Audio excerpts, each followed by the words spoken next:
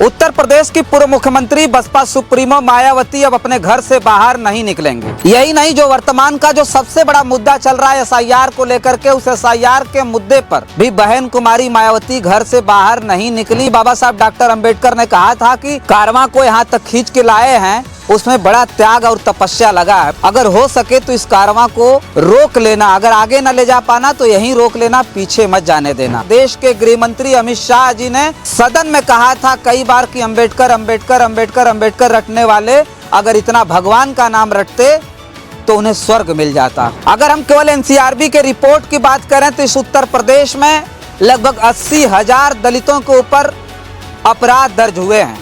जहां दलितों और पिछड़ों के उद्धार के रूप में बहुजन समाज पार्टी अस्तित्व में आई थी, उस बहुजन समाज पार्टी की मुखिया का इस तरह का दुर्भाग्यपूर्ण बयान कहीं न कहीं दलितों और पिछड़ों को सोचने पर मजबूर करता है। साथियों नमस्कार, मैं हूं रजनीश और आप जन आदर्श भारत देख रहे हैं। उत्तर प्रदेश की पूर्व मुख्यमंत्री बसपा सुप्रीमो मायावती अब अपने घर से बाहर नहीं निकलेंगी। ये बात हम नहीं कह रहे हैं, बल्कि खुद उत्तर प्रदेश की पूर्व मुख्यमंत्री बसपा सुप्रीमो मायावती जी ने ही कहा है। उन्होंने पिछले दिनों जब ट्वीट किया तो लोगों को समझ आया कि बहन कुमारी मायावती जी अब घर से बाहर निकल करके कम कार्यकर्ताओं के बीच में आएंगी जाएंगी।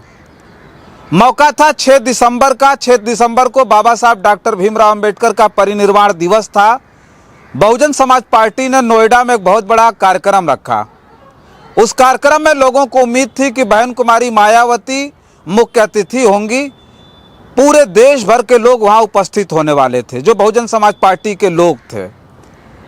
लेकिन उससे पहले उनका ट्वीट आया और उन्होंने कहा कि अब हम घर से बाहर नहीं निकलेंगे, घर के अंदर ही हम, चाहे वो किसी भी महापुरुष की जयंती या पुण्यतिथि हो, हम अपने घर में ही मनाएंगे। जो उन्होंने कारण दिया वो बड़ा चौंकाने वाला था। उन्होंने साफ तौर पर कहा कि जब जब हम घर से बाहर निकलते हैं तो आने जाने वाले लोगों को, यानी आम लोगों को, बहुत सारी परेशानियों का सामना करना पड़ता है। हमारी सुरक्षा व्यवस्था में बहुत सारी ऐसी चीज़ें की जाती है जिससे लोग प्रभावित होते हैं।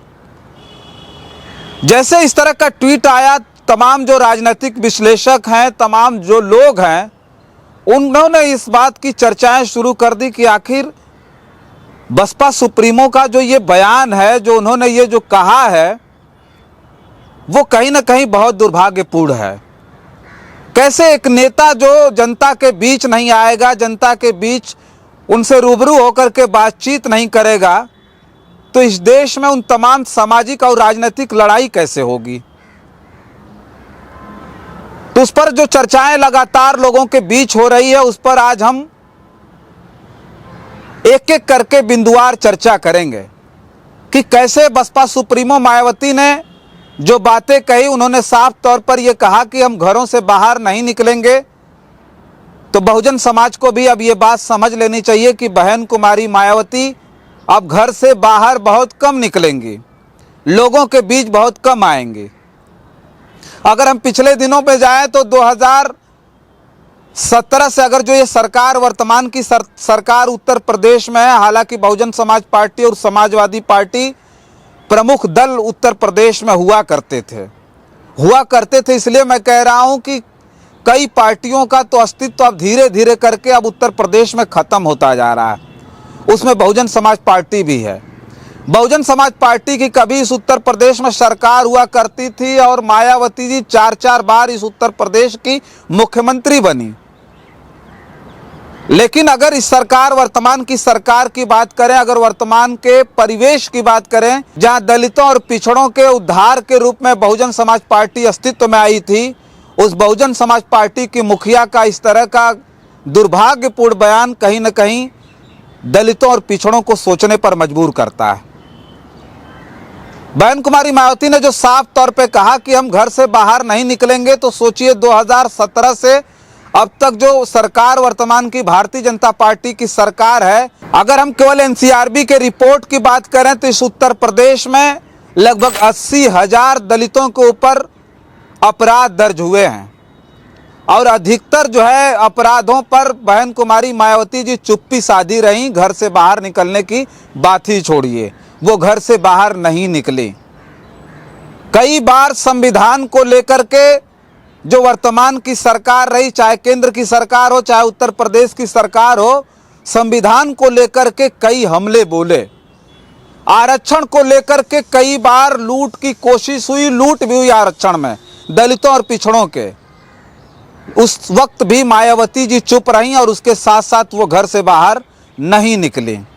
उसके साथ साथ महापुरुष अगर बात करें, जो बहुजन महापुरुष हैं, उन बहुजन महापुरुषों पर भी कई बार अपमानजनक टिप्पणी की गई। साफ तौर पर देश के गृह मंत्री अमित शाह जी ने सदन में कहा था कई बार कि अंबेडकर अंबेडकर अंबेडकर अंबेडकर रटने वाले अगर इतना भगवान का नाम रटते तो उन्हें स्वर्ग मिल जाता।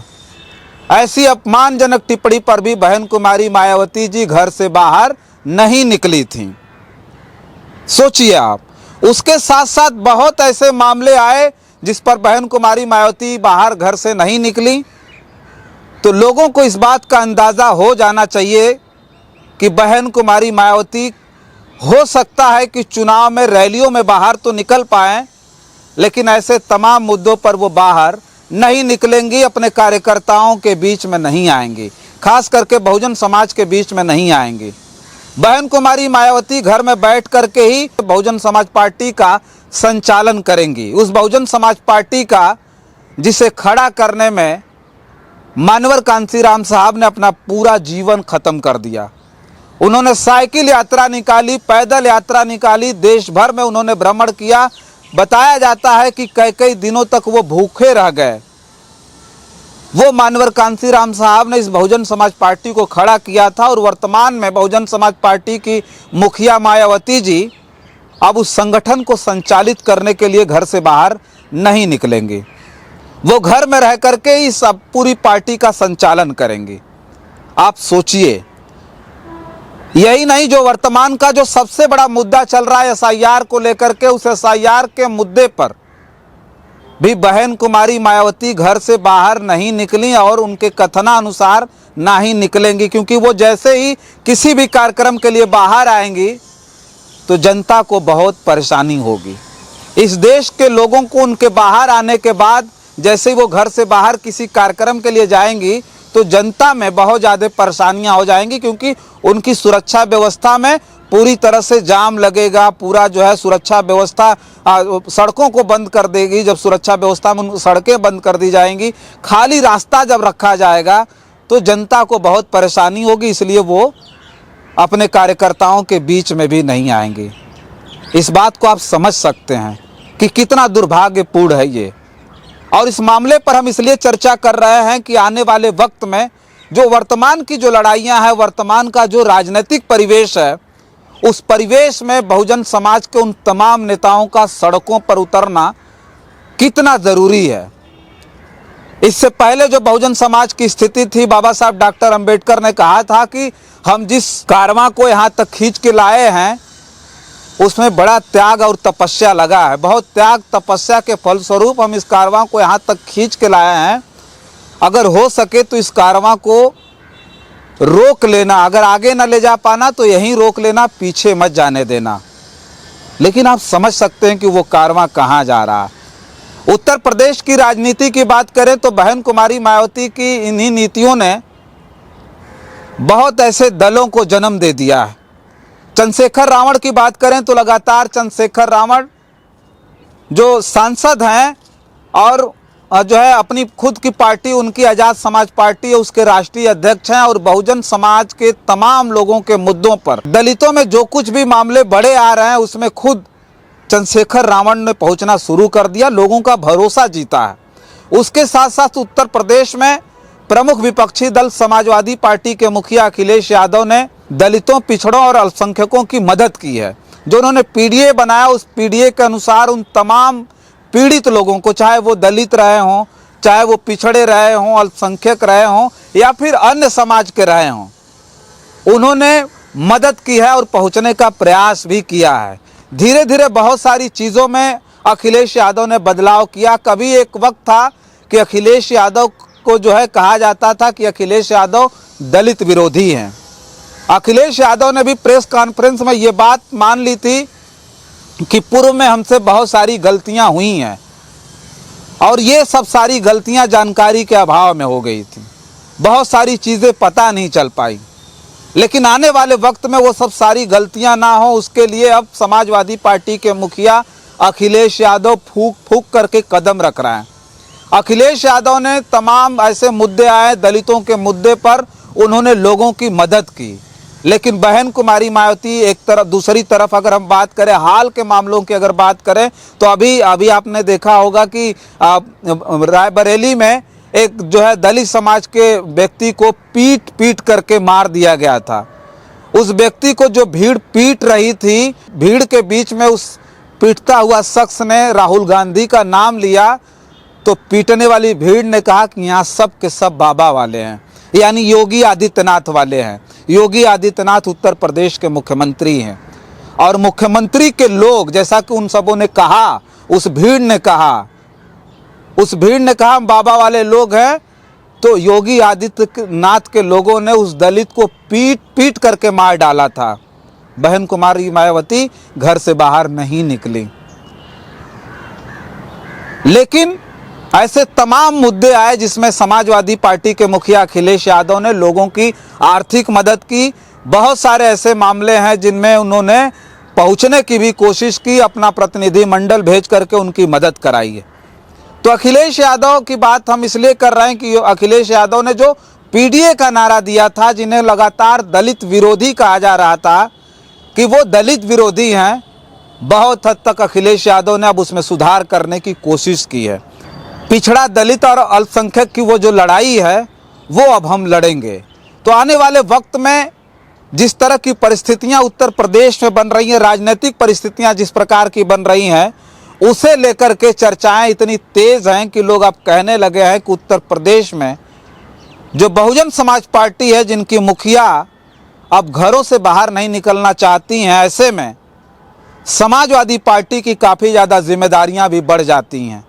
समाजवादी पार्टी का जो नारा है, पीडीए का नारा जो है, जिसमें दलित और पिछड़ों की बात हुई है, उसमें अब समाजवादी पार्टी के मुखिया अखिलेश यादव की जिम्मेदारियां इतनी बढ़ गई हैं जिसके लिए अब उन्हें बहुत तेज़ी से काम करना पड़ेगा और बहुजन समाज के लिए वो मिशन की बात करनी पड़ेगी जो बाबा साहब डॉक्टर अंबेडकर ने कहा था कि ये मिशन को हमने यहाँ तक लाया है और इस मिशन को आगे बढ़ाने की अगर कुव्वत हो तो आप आगे बढ़ाइएगा, नहीं तो यहीं रोक करके रखिएगा। तो ये देखना भविष्य में बड़ा दिलचस्प होगा कि ऐसे तमाम मामले पर जहां बहुजन समाज को लगातार उपेक्षित किया जा रहा था और आने वाले वक्त में भी अगर जो उस तरह की उन विचारधाराओं की सरकार नहीं रही तो फिर से उनकी उपेक्षा होगी। तो ऐसे में देखना दिलचस्प होगा कि कौन इनके साथ खड़े होकर के फिर से उस बहुजन समाज की अलग जगाएगा, जिस बहुजन समाज की अलग कभी बाबा साहब डॉक्टर अंबेडकर और उसके बाद मानवर कांसीराम साहब ने जगाई थी। फिलहाल इस वीडियो में इतना ही। बहुत सारी खबरें लेकर के आपके बीच में हाजिर होंगे। बने रहें जन आदर्श भारत के साथ और हमें दे इजाज़त। नमस्कार।